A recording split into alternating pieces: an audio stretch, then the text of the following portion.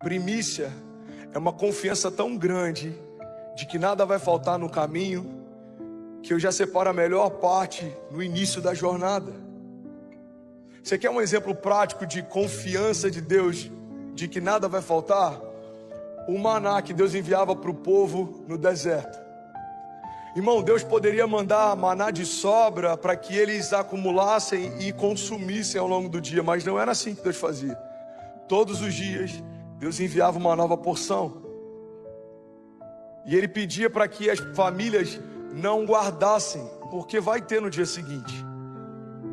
E ainda assim, algumas famílias guardavam. A falta de confiança de que Deus vai prover amanhã faz com que eu tente acumular tudo para hoje. E sabe o que é interessante? O maná, se ele fosse guardado, ele apodrecia. Então, se você andasse no arraial pelo cheiro de estragado, você sabia quais famílias confiavam em Deus e quais não confiavam. Essa família não confia no Senhor, porque pelo cheiro de estragado tem maná sendo guardado aqui. Irmão, caminhar com Deus, viver um ano extraordinário, começar 2022 como sendo o melhor ano da nossa vida, significa confiar todos os dias na provisão de Deus, na intervenção de Deus, no cuidado de Deus, no agir de Deus, no fluir de Deus, no mover de Deus. Significa começar um ano, mesmo sem saber o que me espera ao longo dele, os gigantes que vão se levantar durante ele, as tempestades que vão acontecer durante ele. O meu coração está firmado numa palavra. Eu não sei como vai ser o processo, mas duas coisas eu sei: como começa e como termina. O meu ano começa sendo consagrado ao Senhor e vai terminar sendo completamente cuidado por Ele. Como vai ser no meio do caminho, eu não sei. Deus não me mostrou. Deus mostrou para Pedro que ele seria um pescador de homens, não mostrou todo o processo do seu apostolado. Deus mostrou para José que ele lideraria a sua família, não mostrou todo o processo, irmão, de cativeiros e desertos e esquecimento. Deus mostrou para Jesus. A Bíblia diz que pela alegria que lhe fora proposta, suportou a vergonha e a dor. Havia uma alegria proposta. Deus mostrou para Jesus a redenção. Deus mostrou a tua família sendo restaurada. Deus mostrou os teus pecados sendo apagados. Então Jesus, ele sabia o início e ele sabia o final da história, irmão. E é por isso que os processos no meio do caminho não roubam a paz de quem sabe nas mãos de quem a sua história está. Alguns confiam em carros e outros em cavalos, mas nós confiamos no Deus da nossa salvação, no Deus de socorro, no Deus de provisão, no Deus de justiça. Você está comigo ainda? Diga amém.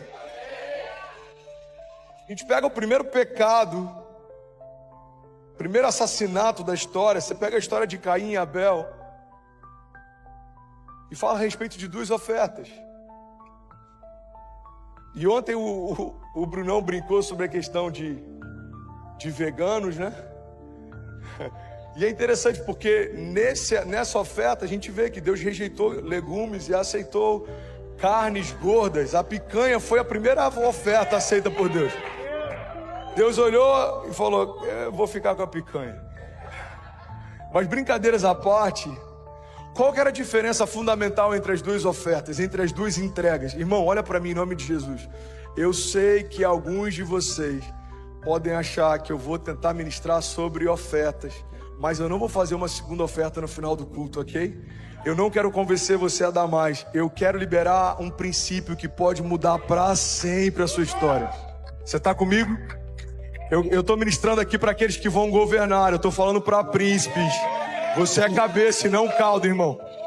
Então, para acessar esse lugar de governo, eu tenho que entender os princípios que regem o reino pelo qual eu vou governar. Amém? Então guarda isso. Por que uma oferta foi aceita e outra foi rejeitada? Porque uma oferta era uma oferta de primícia. Ele separou da primeira parte. E a outra, ele deu daquilo que sobrou. Como que eu posso viver em 2022 o maior romper da minha história? Consagrando os primeiros dias do teu ano nas mãos daquele que conhece toda a sua história. Senhor, o Senhor conhece o meu ano de 2020, o Senhor sabe o que eu enfrentei em 2019, o Senhor sabe as minhas crises, os meus medos, os meus gigantes, as tempestades. O Senhor sabe também o que me espera em 2022. Por isso, eu abro mão do controle da minha história, porque eu sei que o Senhor tem o que é melhor para mim. Eu abro mão dos meus sonhos, dos meus projetos, e eu quero viver a Tua vontade em cada dia de 2022. Você pode declarar isso em nome de Jesus? Levante suas mãos, declare isso com autoridade. Diga: Pai, eu te entrego o controle. Faz o que o Senhor quiser em 2022. Fala: desde o princípio desse ano, eu te entrego tudo. Meus sonhos, meu coração, meus pensamentos, a minha casa, a minha família, tudo que eu tenho é teu. Seja feita a tua vontade, assim na terra como já é feita no céu. Você pode celebrar Jesus no seu lugar.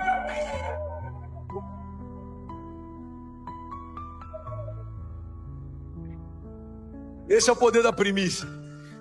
É entregar para Deus a primeira parte de tudo que você tem, de tudo que você faz. Mateus 6,33 diz o seguinte: busque em primeiro lugar o reino de Deus e a sua justiça, e todas essas coisas lhe serão acrescentadas.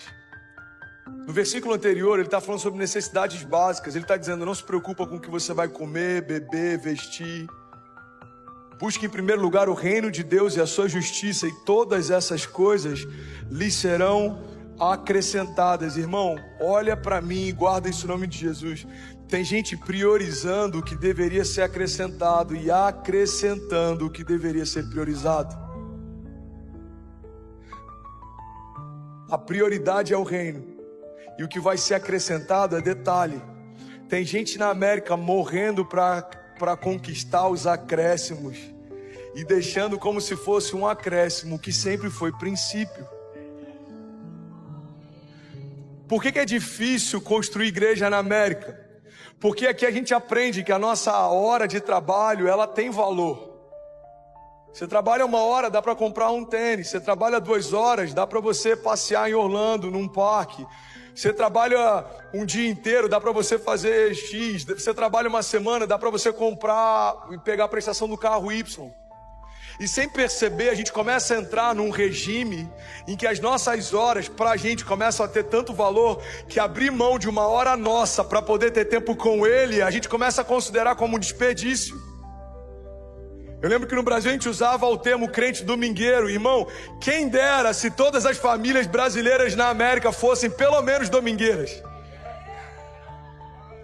Trabalhei a semana toda, pastor. Esse domingo eu vou descansar. Descansa na casa do Pai. Traz seus filhos para aprender a crescer, ouvindo Deus falar. Traz para eles sentir esse ambiente, irmão, de manifestação da glória, mover sobrenatural.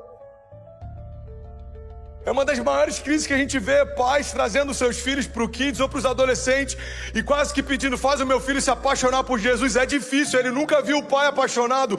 Como que ele vai agora fazer? Como que eu vou convencer o seu filho a se tornar quem você nunca foi?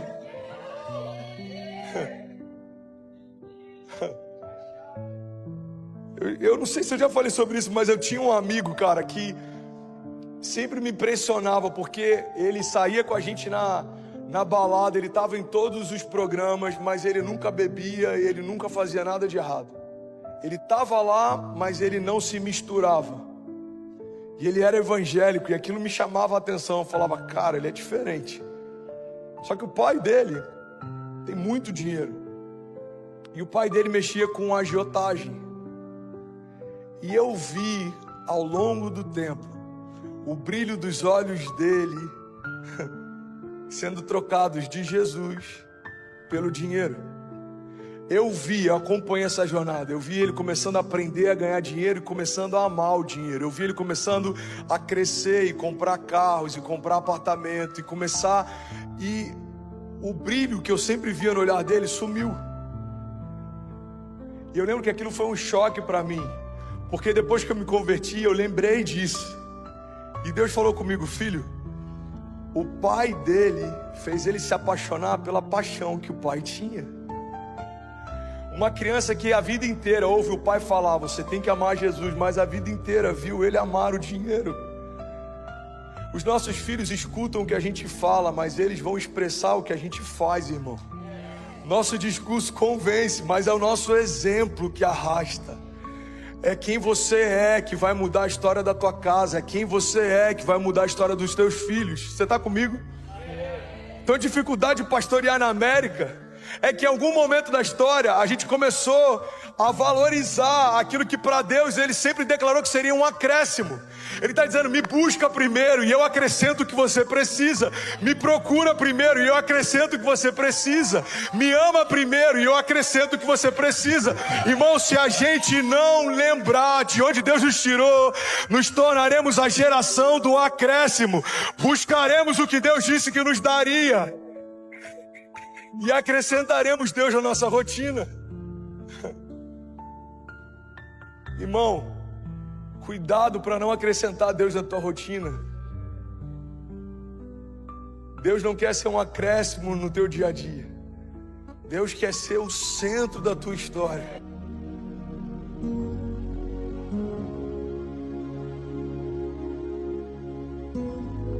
Olha o que a palavra de Deus diz. Isaías 52, 7. Como são belos nos montes os pés daqueles que anunciam as boas novas, que proclamam a paz, que trazem boas notícias, que proclamam salvação e que dizem a Sião: o seu Deus reina. Quem pode dizer glória a Deus por isso? Como são belos os montes os pés daqueles que carregam uma boa nova. Sabe, uma das primeiras tentações de um jovem ministro, vou falar e você vai pensar talvez até no nome de alguns jovens pregadores. A gente acha que o fato da gente ser cético, crítico, pragmático, isso demonstra profundidade, maturidade, seriedade. Tem pessoas que vão criticar a minha teologia e vão dizer que eu sou triunfalista ou positivista.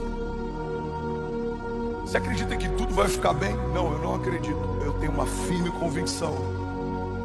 Mas isso não é positivismo, isso é coerência. O evangelho que me alcançou fala a respeito de um Deus que enfrentou a morte, mas ao terceiro dia venceu a morte para me dar acesso à ressurreição também.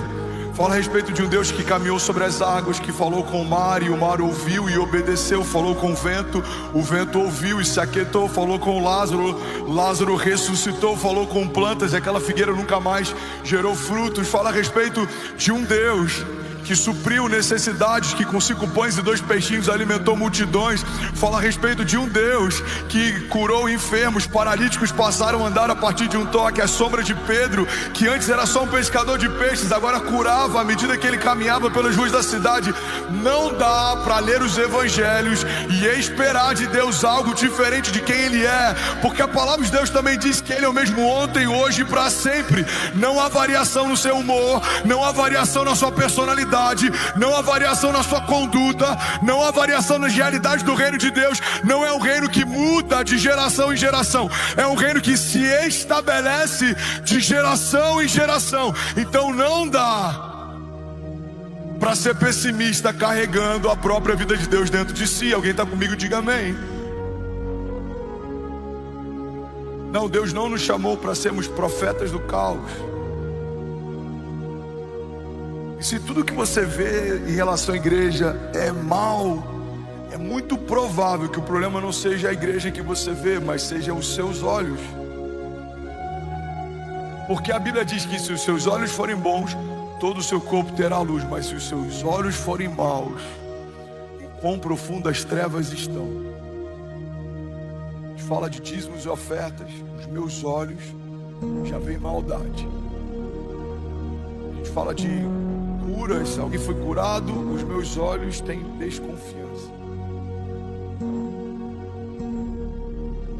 O problema não é da cura, não é da liberalidade em ofertar. Talvez seja a perspectiva com que eu vejo as coisas.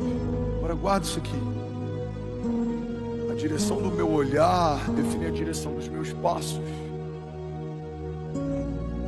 Já tive loja em shopping e uma das coisas que eu aprendi nos shoppings é que quando eles constroem os corredores, os banheiros, por exemplo, e pontos de acesso, são sempre no final de alguns corredores, não é à toa. É para te obrigar a passar por muitas vitrines e lojas até chegar onde você precisa. Porque quando você é exposto a algo, você costuma entrar. Por isso que as vitrines, elas são um lugar de destaque no comércio. A direção do seu olhar define a direção dos seus passos. Davi estava no palácio, primavera, tempo em que os reis iam para a guerra. A Bíblia diz que ele olha então da sua sacada, vê uma mulher e cobiça, a tal ponto que ele envia o marido dela para a linha de frente da guerra para que morresse, e ele então pudesse tomar para si uma mulher que não era dele. Irmão, os passos que Davi deu foram precedidos pelo olhar que Davi teve. Davi foi para o lugar que ele viu primeiro. Aquela mulher do fluxo de sangue, ela falava: se eu apenas tocar na orla das vestes de Jesus, certamente eu serei sarada. Se eu apenas tocar, ela viu algo, ela viu o momento do toque, ela viu o dispensar da virtude de Jesus, ela viu o milagre dela acontecendo e ela se moveu a partir do que viu. Alguém tem esse milagre de Deus aqui nessa manhã? Então a direção do meu olhar define a direção dos meus passos, e a direção dos meus passos define o meu destino. Poucas pessoas escolheram o inferno como destino. As pessoas, com exceção de poucos, não acordam um dia e falam: eu quero ir para o inferno. Mas quando a gente decide o que a gente olha, a gente decide para onde a gente caminha, independente dos caminhos que a gente escolhe. É para esse lugar que a gente está indo. Tem caminhos que parecem bons aos olhos dos homens, mas são caminhos de morte, não de vida. Tem portas que parecem portas de milagres, mas não foi o Deus de milagres quem abriu. Tem promessas que Deus nos fez, e às vezes algumas propostas do inferno surgem parecidas com as promessas, e a gente confunde porque não sabe quando é Deus falando e quando não é. Você está comigo? Então guarda isso aqui. Sempre vai ser sobre como os meus olhos estão, como eu vejo as coisas. Você vai ver pessoas com esperança no meio do caos. Você vai ver pessoas abatidas vivendo algo que todo mundo queria viver. Irmão, durante o Covid, bilionários se suicidaram porque se tornaram milionários. O cara que só vê dinheiro quando muito dinheiro acaba, por mais que ele ainda tenha muito, ele só consegue ver o muito que ele perdeu. Tem gente, irmão, que está lá no meio de um abrigo com mais expectativa em relação a reconstruir e recomeçar do que muitos de nós, porque algum desejo que a gente tinha não aconteceu. Mas a palavra de Deus fala que aqueles que carregam a esperança, eles são diferentes. E é sobre isso que eu quero falar nessa manhã. Você está comigo? Diga amém. Bom, olha para mim. Você não pode, você não tem esse direito de ser desanimado, cético todo o tempo, se você carrega uma palavra de vida dentro de você. Você não tem esse direito. Pastor, eu posso me abater? Pode. Você não pode permanecer abatido. Pastor, eu posso desanimar? Pode. Você não pode permanecer desanimado. Pastor, eu posso me enfraquecer? Pode. Você não pode permanecer no lugar da fraqueza, porque é nesse lugar que a força de Deus se revela. Diga ao fraco: eu sou forte. Pastor, eu posso sucumbir no vale? Pode. Você só não vai morrer no vale. Pastor, eu posso pensar em desistir? Pode. Você só não vai desistir. Irmão, você até pode passar por momentos de desânimo. Todos nós passamos, mas você precisa levantar os seus olhos aos montes e se lembrar de onde veio o teu socorro, porque se os nossos olhos estiverem nos vales, a gente esquece que estamos a alguns passos do nosso milagre. O salmista diz: eleva os meus olhos aos montes, de onde vem o meu socorro? Você não pode elevar os seus olhos aos seus gigantes, não é de lá que vem o teu socorro. Você não pode ficar colocando o seu olhar só no diagnóstico, não é do diagnóstico que vem o seu socorro. Max Lucado fala, eu já falei sobre isso milhares de vezes, eu acho até que ele podia me ceder essa frase. Max Lucado diz: olhe para os seus gigantes e você tropeçará. Olhe para o seu Deus e os seus gigantes tropeçarão. Você está comigo?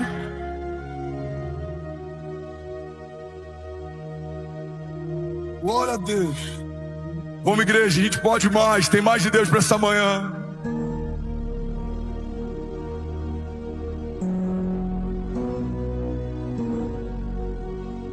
Então, fechando esse parêntese, Deus não te chamou para ser um teólogo chato de YouTube. Deus não te chamou para ser um crítico da igreja. Deus não te chamou para ficar falando daquilo que estão fazendo e você acha que está errado. Deus te chamou para carregar uma boa notícia. Me chamaram para participar de 2 podcasts de teólogos do YouTube. Eu falei, eu não vou perder meu tempo com alguém que não fala de Jesus para ninguém. Eles não ganham ninguém para Jesus, eles não manifestam nenhum milagre, eles não operam sinais e maravilhas, eles só criticam a pregação dos outros, eles são céticos, eles são cítricos. Irmão, Deus não te chamou para esse lugar de ceticismo. Deus te chamou para carregar esperança. As pessoas têm que sair melhor depois de uma conversa com você. As pessoas têm que sair com os olhos brilhando depois de uma palavra de sabedoria que você vai dar. Precisamos nos mover em esperança. Precisamos retomar a nossa identidade. Somos aqueles que não se curvam mesmo em meio a desafios. Somos aqueles que triunfam mesmo em meio a desertos. Somos a igreja de Jesus. Somos uma expressão do reino de Deus. E aonde o reino de Deus está, existe paz, justiça e alegria. Alguém comigo aqui, diga amém. Aleluia. Como são belos dos montes os pés daqueles que anunciam as boas novas, que proclamam a paz e que trazem boas notícias. Deus chamou para dar boas notícias, irmão. Vou falar de novo, alguém vai pegar isso daqui. Eu profetizo em nome de Jesus que nos próximos dias você vai ter boas notícias para compartilhar com a tua casa. Profetizo em nome de Jesus que nos próximos dias você vai se encher e se renovar na esperança. Pastor, mas as coisas ainda não mudaram. Não mudaram, o problema é das coisas. Você mudou. Você não vai esperar que o teu entorno mude, não. Você vai mudar o teu entorno. Porque eu carrego paz, andarei em paz. Porque eu carrego vida, eu verei vida de Deus fluindo a partir de mim. Porque eu carrego esperança, a esperança não nos decepciona. Porque eu carrego a palavra de Deus é suficiente. Porque eu carrego a vida de Deus. A Bíblia diz que o mesmo Espírito que ressuscitou Jesus Cristo dos mortos, Ele habita em nós. Então não há nada morto aos meus olhos que não possa, diante do nome de Jesus, ressuscitar. Essa é a palavra de Deus para nós nessa manhã. Alguém recebe isso? Diga eu creio. Vamos, igreja, diga eu creio que o meu amanhã será melhor do que hoje. O que Deus confiou àqueles que carregam as boas novas? Primeira característica, eu preciso correr em 5 minutos. Isso dava uma série. Quantos receberam algo de Deus aqui nessa manhã? Ainda bem que eu vim, Jesus. É porque nós, pastores, estamos sofrendo algo que palestrantes não sofrem. Precisamos comprimir uma mensagem em 50 minutos para que as pessoas queiram ouvir na semana seguinte, enquanto palestrantes falam em imersões de 3 dias e a gente paga caro para participar delas. Então deixa eu comprimir ao máximo para que ninguém se ofenda com o tempo. Mas eu tenho uma palavra de vida para alguém aqui nessa manhã. Eu tenho uma palavra que vai mudar o destino de alguém aqui nessa manhã. Você está comigo? Diga amém. Vai mudar até o almoço de domingo hoje, irmão. Sua sogra não vai falar de problema na mesa, não. Você não vai falar de problema na mesa, você vai falar de boas notícias, você vai falar de boas novas. Se o seu cunhado puxar uma notícia ruim no meio da mesa, você vai falar, não, peraí, hoje não. Vamos falar de boas novas. Você viu que coisa incrível? Você viu aquela família que foi resgatada? Você viu aquilo que está acontecendo? Você viu o contrato que eu vou assinar essa semana? Você viu meu filho começou a andar? Você viu já tá jogando futebol? Deus está fazendo uma coisa nova. Aleluia! Aleluia, vamos igreja, se for para Jesus, será que você pode fazer barulho? Aleluia, veja, Deus está fazendo uma coisa nova. Glória a Deus, Glória a Deus. Glória a Deus. Não, mas a política, não, é porque o mercado...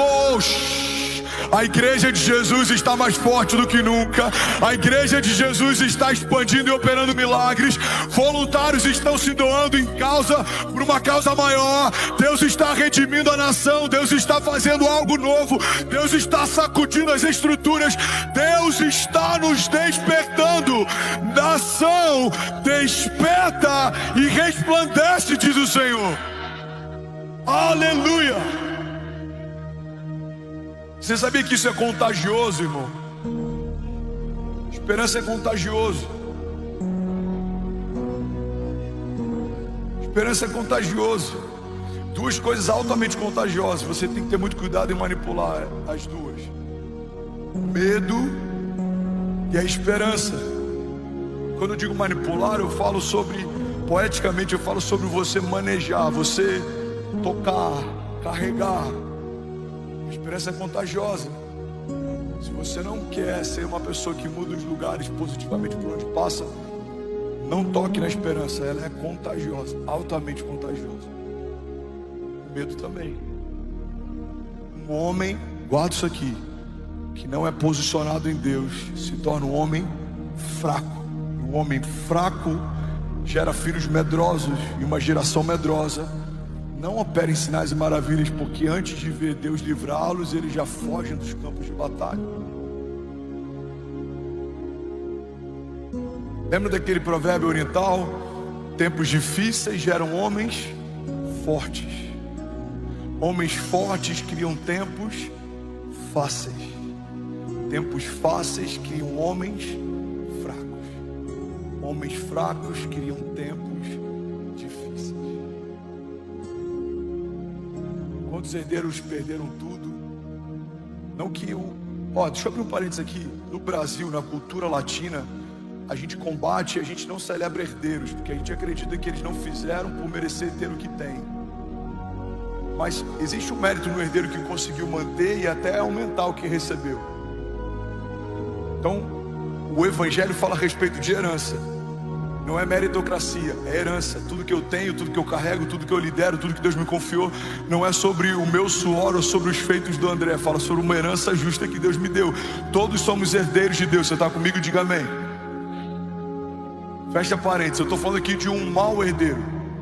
Quando a gente vê alguém que herdou algo e perdeu tudo que herdou, é porque foi poupado dos processos e não se tornou um homem forte. Então recebeu muitas coisas, mas por não ter estrutura para administrar o que recebeu, perdeu o que recebeu. E é muito provável que a geração seguinte, vendo os desafios e traumas que o seu pai fraco gerou, vai decidir se tornar um homem forte. Eu não vou viver o que o meu pai viveu, meus filhos não vão viver o que eu vivi. E aí ele se torna forte e gera estrutura. E se nós pouparmos de novo os nossos filhos dos processos, geraremos uma nova geração fraca. É cíclico. Você está comigo? Diga amém. Então, irmão, guarda isso aqui. É contagioso. Esperança é contagioso. Medo também. Um pai fraco gera uma geração fraca. Um pai forte gera uma geração forte. Um pai que vive angustiado, com medo, pode fazer com que seus filhos também vivam ansiosos e angustiados e com medo. Mas um pai que se move em esperança é contagioso. Seus filhos vão ter expectativas. Se alguém disser para ele que ele pode ser astronauta, ele vai começar a sonhar com a lua. Se alguém disser para ele que ele tem um chamado para as nações, ele vai querer botar um mapa mundi no quarto dele. Por quê? Porque a esperança está se movendo numa nova geração. Nós não veremos os nossos filhos diminuírem a expectativa para caberem dentro do que eles conseguem, não. Eles vão aumentar a porção de fé para viver aquilo que sozinho eles não viveriam. Alguém está comigo? Você não vai diminuir sua expectativa, você vai aumentar o seu nível de fé. Você não vai crer em coisas menores para conseguir ver elas se cumprindo, não. Você vai aumentar o seu nível de fé para ver coisas impossíveis acontecendo naturalmente. Alguém comigo aqui? Diga amém. Aleluia. Esperança é contagioso. Deixa eu compartilhar algo aqui, que eu nem ia falar sobre isso, mas eu sinto no meu espírito que está nascendo um movimento de esperança na nossa igreja. E eu quero ser muito vulnerável e dizer que está me afetando de formas que há bastante tempo não me afetava. E aí ontem eu estou saindo do hospital, tava eu, o Alê, que é um dos nossos pastores, e tava o Ari. A gente para no sinal, tinha um cara, 30 e poucos anos, com uma criança na cambuta pedindo dinheiro, mas já era 1 da manhã e o menino era muito parecido com o Benício. Eu olhei e falei, caramba, ali essa hora essa criança no colo com o pai. Aí abre o sinal, aqui se chama de farol, né? A gente segue. E aquilo me gerou um incômodo, eu falei, ali eu preciso voltar, vamos voltar. Aí a gente voltou. Paramos o carro, chamei o rapaz, falei, me fala a sua história. Chamo fulano, tenho 4 filhos. Os filhos estão dormindo naquela barraca ali na esquina. Eu só preciso de uma oportunidade. Falei, você tem problema com drogas? Já tive. Quanto tempo você está limpo? 16 anos. Você já foi fichado na polícia? Já. Qual foi o delito? Tal delito. Onde você cumpriu pena? Tal lugar. Quando foi? 2018. Você quer uma segunda chance? Ele falou, quero. Eu falei, o que você faria se tivesse uma segunda chance? Ele falou, eu me agarraria com todas as minhas forças. Eu falei, então eu vou te dar uma segunda chance. A gente vai te contratar, você vai trabalhar na igreja, seus filhos vão sair da rua, a gente vai alugar uma casa para vocês. A gente tem que fazer algo, irmão. Precisamos fazer algo. Agora, o que me moveu em relação a isso? Foi ver os voluntários que estão indo para lá. Não é porque eu sou bom, não. É porque a esperança está contagiando. É ver gente que está aqui sem dormir, empacotando remédios, que está aqui sem dormir, servindo. Não é porque o seu pastor é bom, porque o bom que existe em você, a bondade que existe em você não é sua, é Deus quem coloca. A fé que você carrega não é sua, foi Deus quem deu. A provisão que você tem não é sua, foi Deus quem te confiou. Então nem nisso a gente pode nós não podemos nos vangloriar. A glória não é nossa. Você está comigo? Diga amém. Mas eu estou falando isso para edificar a tua fé e para você entender que quando a gente se posiciona, isso é contagioso. Falei, cara, tem amigos meus empresários que estão sem dormir no meio da água para ajudar pessoas a mudarem de casa. Tem uma família com um cara que parece o Benício. Aí eu chamei, falei, cadê seus filhos? Aí chamou a filha tem idade da Cécia. Eu falei, meu Deus, podia ser o Benício dormindo aqui, podia ser a Cécia dormindo aqui. Vai dar para mudar a história de todo mundo? Só a gente? Não. Mas se a gente fizer o que a gente consegue fazer, isso vai contagiar outras pessoas a fazerem o que elas podem fazer. E isso pode gerar um movimento de esperança. Você está comigo? Pastor, isso não é novo, muitas igrejas fazem. Irmão, não é sobre pioneirismo, não é sobre tomar para si, é sobre fazermos o que podemos fazer enquanto conseguimos fazer. Porque pecado, segundo a Bíblia, se eu não me engano em Tiago, não é sobre o mal só que eu faço, mas é sobre o bem que, podendo fazer, escolho não fazer. Fala comigo, levante suas mãos, diga: esperança é contagioso. Eu sinto que o que começou agora no Rio Grande do Sul pode gerar em nós uma onda de consciência. Porque existe similaridade. Entenda com muito zelo como falar, e se isso for tirado do contexto pode ficar muito confuso para quem ouve. O fato da gente ver alguém que tinha uma casa e da noite para o dia perdeu, para muitos de nós gera uma facilidade de assimilação, de reciprocidade. Por quê? Porque quando você via um morador de rua que não tinha, você entende que talvez ele nunca teve. Mas quando você vê alguém que tinha e perdeu, você se coloca no lugar dessa pessoa.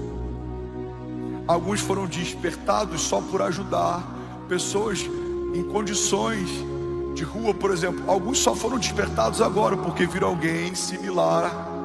Não importa o que te despertou, não importa de que forma você foi despertado, o que importa é que estamos despertando. Então, se você quer ajudar moradores de rua, pessoas com problemas com vícios, se você quer ajudar pessoas em condições de vulnerabilidade, se você quer ajudar crianças que foram vítimas de abuso, se você quer ajudar crianças ou movimentos de orfandade. Irmão, não importa qual é o modelo, o projeto, aonde, o que importa é que precisamos nos mover como resposta de oração para uma geração. Porque a Bíblia diz que são belos nos montes os pés daqueles que carregam boas notícias. Qual é a boa notícia para um pai de família que dorme na rua? Saber que ele vai poder dormir debaixo de um teto. Qual é a boa notícia para alguém que passa fome? É saber que ele não vai passar fome no dia seguinte. Agora, qual é a boa notícia para toda a criação? É a mensagem do Evangelho. Essa é a boa nova. Estávamos cativos, fomos libertos. Éramos escravos, fomos feitos filhos. Estávamos perdidos, fomos encontrados. A vida encontrou a morte para que pudéssemos viver. O único Filho de Deus foi feito cativo para que nós fôssemos feitos filhos de Deus. Essa é a boa notícia. Você está comigo ainda? Diga amém. Eu preciso finalizar, eu vou falar sobre 3 características e a banda pode subir. Vai parecer que a gente está acabando. Sobre 3 características daqueles que carregam esperança. Alguém recebeu algo de Deus nessa manhã, de verdade? Primeira característica de quem carrega esperança: você se torna um ministro da reconciliação. Olha para mim.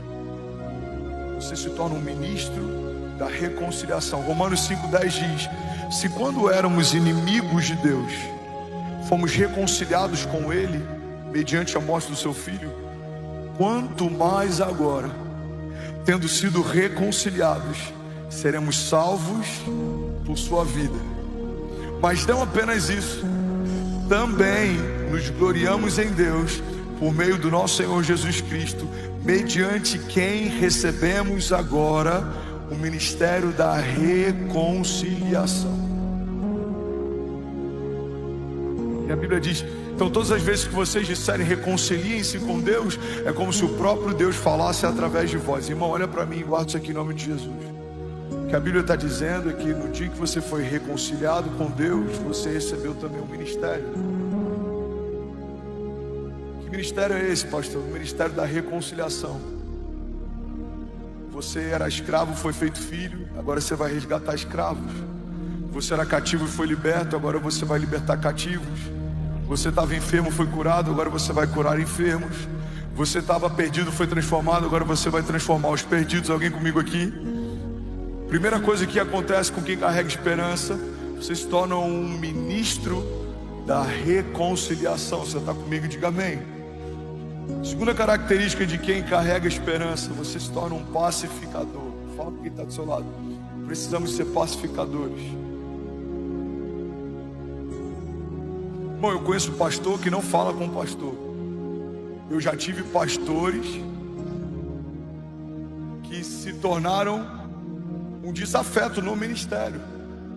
Eu conheço amigos que não falam com outros amigos de ministério, mesmo sendo líderes espirituais. A Bíblia diz que nos últimos dias os homens serão, aí fala sobre várias características dos homens carnais nos últimos dias: avarentos, uma série de coisas, egoístas. Mas uma das características que sempre gera temor no meu coração, a Bíblia diz que serão irreconciliáveis. O que é alguém irreconciliável? É alguém que não reconcilia com ninguém. O orgulho não permite que ele se reconcilie com ninguém.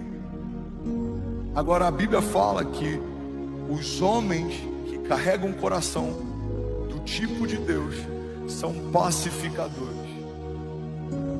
Guarda isso aqui em nome de Jesus. Isso pode mudar a história da tua família, talvez de alguma relação familiar.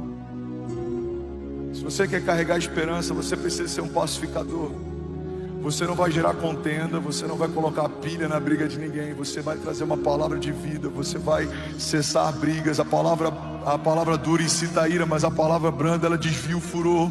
Você vai ter uma palavra certa, na hora certa. Alguém recebe isso aqui em nome de Jesus? Você vai ser um agente de paz. Você vai entrar em lugares que pessoas não se falam, vão passar a falar porque você chegou. Você vai entrar em lugares de crise, as crises vão cessar porque você chegou. Você vai entrar em empresas, talvez o ambiente é tóxico, o ambiente vai se tornar saudável porque você chegou. Você vai se aproximar de pessoas que não conseguem perdoar os pais, não tem uma boa relação com o pai, com a mãe. Vai ser restaurada essa relação, por quê? Porque você chegou. Eu declaro em nome de Jesus uma igreja se levantando como pacificadores, agentes de paz. Os lugares onde você pisa serão transformados porque você pisou. Os lugares onde você entra serão transformados porque você entrou. Alguém recebe isso aqui em nome de Jesus? Diga amém. Mateus 5,9 diz: bem-aventurados os pacificadores, pois eles serão chamados filhos de Deus.